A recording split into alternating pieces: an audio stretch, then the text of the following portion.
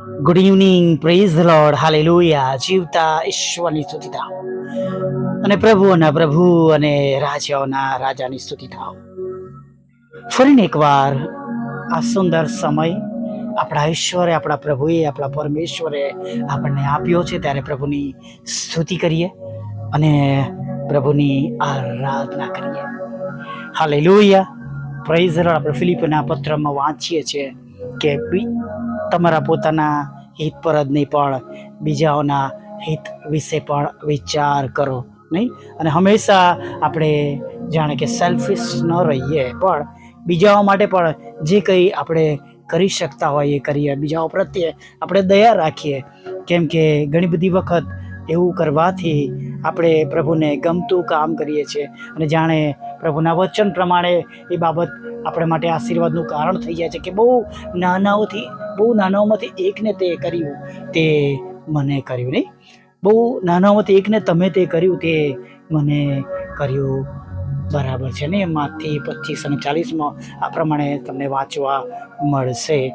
Hallelujah, praise the lord. એક વખત એક નાનું પરિવાર એક બેકરી શોપમાં જાય છે અને એક દાદી હતા અને એમની સાથે પૌત્ર અને પૌત્રી હતા.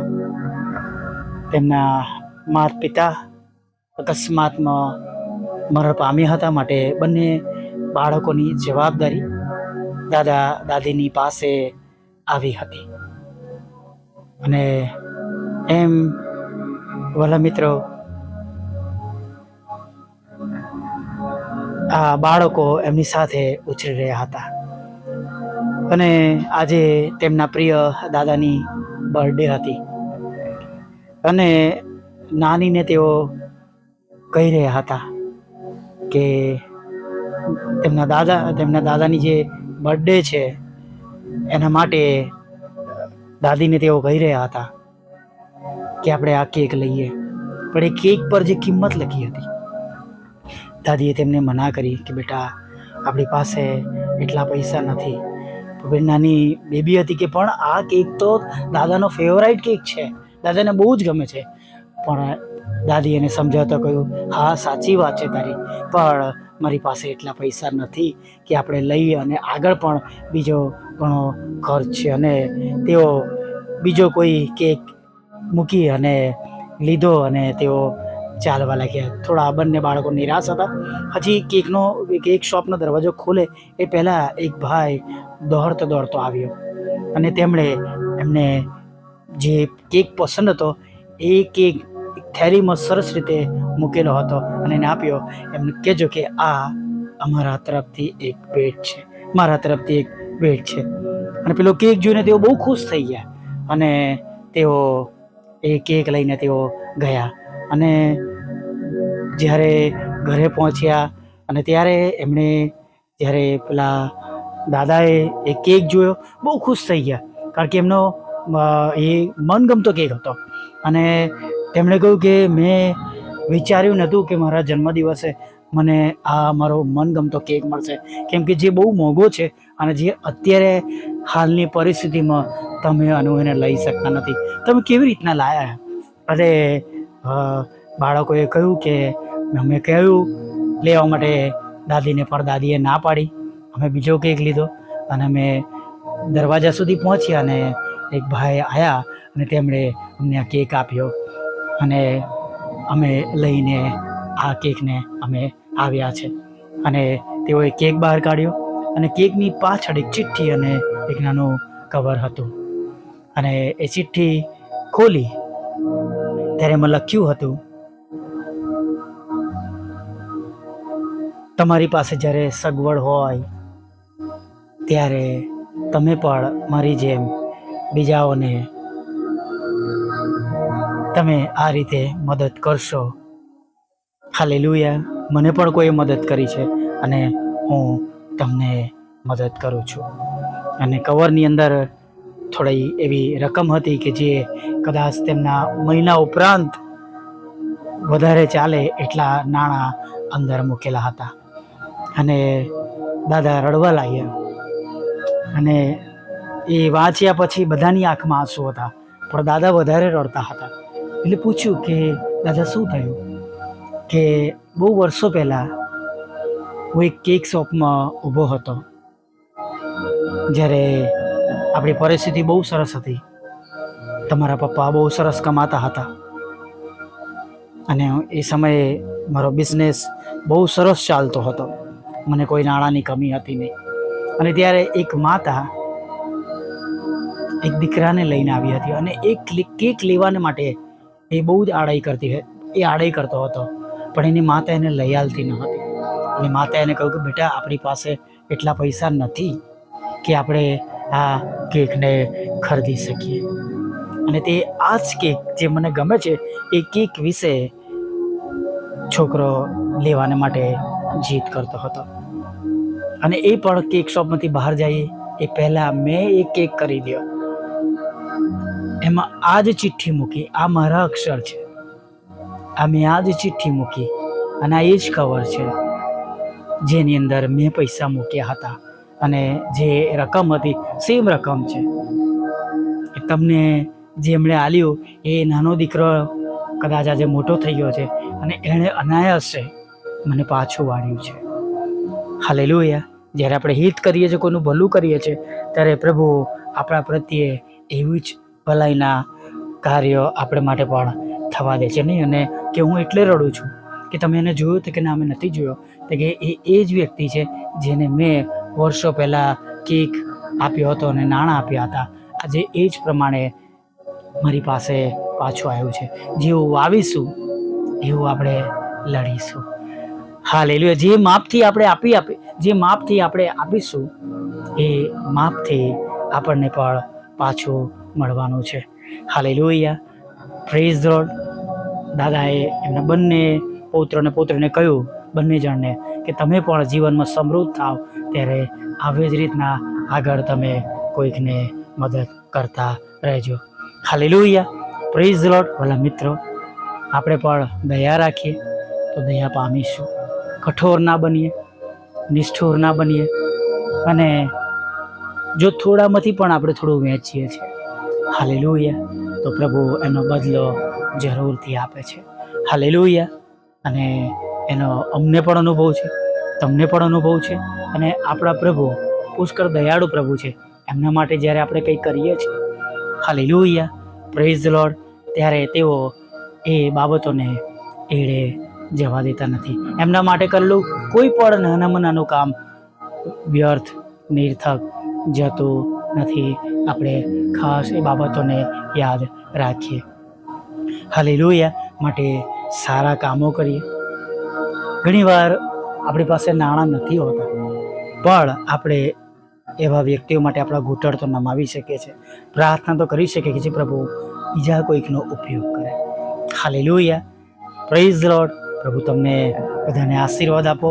અને એક નાની વાર્તા પરથી, જેના પરથી આપણને ઘણું બધું શીખવા મળે છે નહીં. અને જુઓ, આપણી પાસે આ માસનું વચન છે કે જુઓ, યહોવાનો હાથ એટલો ટૂંકો થઈ ગયો નથી કે તે બચાવી ન શકે, અને તેનો કાન એવો મંદ થયો નથી કે તે સાંભળી ના શકે. હાલેલુયા. તમે જોયું કે એ નાનો છોકરો જે મોટો થયો, એ જ્યારે નાનો હતો ત્યારે એના માટે ઈશ્વરે પેલા ભાઈનો હાથ, જે આજે દાદા હતા, એમના દ્વારા મદદ મોકલી. હાલેલુયા. અને બાળકોની પ્રાર્થના કે તેમની હૃદયની ઈચ્છા પ્રાર્થના રૂપે તેમના સુધી પહોંચી. આજે પણ એ જ ઈશ્વર છે, આજે પણ એ જ પ્રભુ છે, જે કદી છોડી દેતા નથી, જે કદી મૂકી દેતા નથી, અને જે કદી આપણી પ્રાર્થનાઓની અવગણના કરતા નથી. હાલેલુયા. Praise the lord. આવો પ્રાર્થના સાથે સાંજના સમયમાં આપણે આગળ વધીએ. ભલા પ્રભુ, અમે સ્તુતિ કરીએ છીએ અને તમારો ખૂબ ખૂબ આભાર માનીએ છીએ. પ્રભુ, આજે સાંજે પ્રભુ અમે જીવતા ઈશ્વરની આગળ નમી જઈએ છીએ. હા, પ્રભુઓના પ્રભુ અને રાજાઓના રાજાની આગળ અમે નમી જઈએ છીએ. અને પ્રભુ, પ્રાર્થના કરતા, ધન્યવાદના અર્પણો ચડાવતા, પ્રભુ સ્તુતિ કરતા, આરાધના કરતા પ્રભુ પિતા અમે તમારી આગળ નમી જતા સાંજના સમયમાં આગળના સમયમાં અમે વધીએ છીએ. અમારી સાથે રહો, અમારી સંભાળ લો, અમારો કંટ્રોલ લો, અમારા હૃદય મનનો વિચારોનો કબજો તમે લો પ્રભુ. અને વિશેષ પ્રભુ ભલું કરવાને માટે તમારી પુષ્કળ કૃપા અને રહેમ તમે અમારા પર રાખજો. કદાચ પ્રભુ અમે કોઈને નાણાંથી મદદ ન કરી શકીએ તો પ્રભુ અમે પ્રાર્થનાઓ દ્વારા પ્રભુ અમારા આંસુઓ સાથે તેમના માટે પ્રાર્થના કરી શકીએ અને તેમની સર્વ પ્રકારની જરૂરિયાતો પૂરી થાય. પ્રભુ એવા અમને પ્રાર્થનાના યોદ્ધા પણ તમે બનાવજો પ્રભુ. હા પ્રભુ, અત્યારે કોઈ એવી પરિસ્થિતિમાં છે પ્રભુ કે જેઓ પુષ્કળ દુઃખી છે, હતાશ છે, નિરાશ છે અને પ્રભુ આર્થિક સંકટોમાં પણ છે પ્રભુ, ત્યારે પ્રભુ અમે પ્રાર્થના કરીએ છીએ કે તમે કોઈકનો ઉપયોગ કરો પ્રભુ પિતા, અમારો ઉપયોગ કરો, અમારી પ્રાર્થનાનો ઉપયોગ કરો પ્રભુ પિતા. અને અત્યારે જ પ્રભુ તેઓને જેમ અને જે રીતે તમારી સહાય અને મદદની જરૂર હોય પ્રભુ એ રીતના પ્રભુ તમે સહાય અને મદદ કરજો. કોઈ દીકરા દીકરીઓની ફી બાકી હોય પ્રભુ પિતા, કોઈકને બુક્સ લાવવાની હોય પ્રભુ પિતા, કોઈને પ્રભુ ટ્રાન્સપોર્ટેશનના ખર્ચની જરૂર હોય, કોઈકને ખોરાકની જરૂર હોય પ્રભુ પિતા, કોઈને મેડિકલ હોસ્પિટલની જરૂર હોય પ્રભુ પિતા, અથવા કોઈને પ્રભુ દવા લાવવા માટે નાણાંની જરૂર હોય, કોઈને હોસ્પિટલનું બિલ ભરવાની પ્રભુ જરૂર હોય પ્રભુ, તો પ્રભુ તમે એવા લોકોને તમે મદદ કરજો પ્રભુ. કોઈની નોકરી ચાલી ગઈ છે પ્રભુ, આખા મહિનાનો ખર્ચ પ્રભુ તેમના માટે પ્રભુ કોઈ પ્રભુ સ્પોન્સર કરે પ્રભુ પિતા, તેમના ઘરે પ્રભુ એ બધી વસ્તુઓ પ્રાપ્ત થાય પ્રભુ પિતા જે એમને માસ માટે, પોતાના માટે, કુટુંબ માટે, પરિવાર માટે જરૂરી છે પ્રભુ. હા, ખાદ્ય સામગ્રી સાથે પ્રભુ જે પ્રભુ જરૂરિયાતના નાણાં છે પ્રભુ એ પણ પ્રભુ તમારા બાળકોએ જે પરિસ્થિતિમાં છે, જે એમને મદદની જરૂર છે ત્યાં સુધી તમારા દૂતો દ્વારા મોકલવામાં આવે, પહોંચાડવામાં આવે પ્રભુ. એવી અમે પ્રાર્થના કરીએ છીએ. સાથે પ્રભુ તમારા સેવક સેવિકાઓને પણ પ્રભુ તમે મજબૂત કરજો, ટટ્ટાર કરજો પ્રભુ પિતા. તેમના પર આવેલા સગળા જોખમો, પ્રશ્નો, મુશ્કેલીઓ, સતાવણીઓ પ્રભુ, આર્થિક પ્રશ્નો પ્રભુ પિતા અને સેવાની રૂકાવટો પ્રભુ તમે દૂર કરજો. એટલા માટે કે પ્રભુ તેઓને પ્રભુ તમે બળવાન કરો અને જેથી કરીને પ્રભુ તેઓ હજારો આત્મા સુધી પ્રભુ તમારું વચન મોકલે, પ્રાર્થના કરે પ્રભુ. અને પ્રભુ એમ સતાની હાથોમાંથી ઘણા બધા આત્માઓને બચાવી લેવામાં આવે પ્રભુ, એવું તમે થવા દીધું પ્રભુ. હા, સેવિકાઈમાં પણ પ્રભુ જે કંઈ તેમની મુશ્કેલી હોય, આર્થિક પ્રશ્નો હોય પ્રભુ તમે એ દૂર કરજો તેમના માટે, એવી પ્રાર્થના કરી છે પ્રભુ.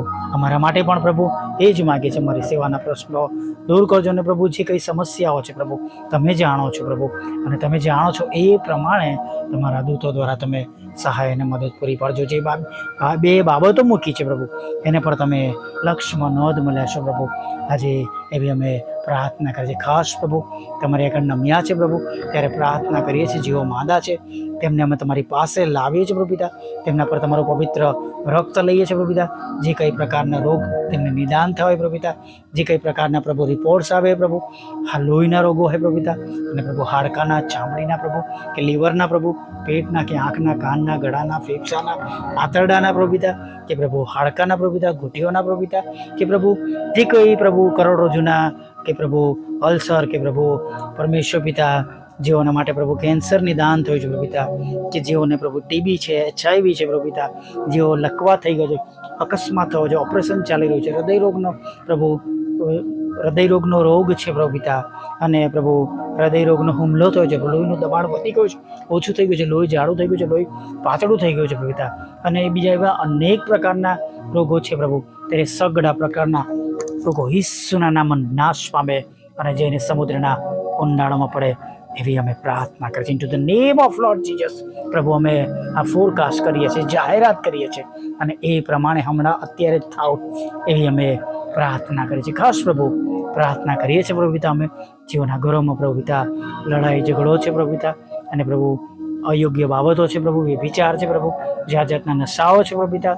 હા પ્રભુ એ સર્વ પ્રકારની ખરાબ બાબતો પ્રભુ તેમના ઘરોમાંથી તમે દૂર કરજો, અંધકારની સત્તાઓ દૂર કરજો, દરેક ખરાબ બાબતો બળીને ભસ્મ થાય, તમારા પવિત્ર અગ્નિ પડે પ્રભુ, તમારી પવિત્ર હાજરીમાં પ્રભુ સગડું એ નાશ પામે પ્રભુ, એવી અમે પ્રાર્થના કરતી એમનો જીવ નાશમાં જતા બચી જાય પ્રભુ, એવી અમે પ્રાર્થના કરીએ છીએ પ્રભુ. ખાસ અત્યારે જ્યારે અમે તમારી આગળ નમ્યા છે પ્રભુ, ત્યારે પ્રાર્થના કરીએ છીએ તમારા બાળકોના રોજગારને પ્રભુ તમે આશીર્વાદિત કરજો પ્રભુ પિતા, અને પ્રભુ તેમને નોકરી ધંધાને પ્રભુ આશીર્વાદિત કરજો. જેમની પાસે નોકરી નથી તેમને જોબ આપજો પ્રભુ, તેમને પ્રભુ બાળક ધનનો આશીર્વાદ આપજો પ્રભુ પિતા. તમે તેમને લગ્નનો આશીર્વાદ આપજો. તેમના પર મૂકવામાં આવેલો કોર્ટ કેસ એફઆઈઆર ખોટા તોમતોને તમે દૂર કરજો. તમામ લડાઈ ઝઘડાને તમે શાંત કરજો. તેમને વિદેશ જવું છે તેના માર્ગોને પ્રભુ તમે ખુલ્લા કરજો પ્રભુ.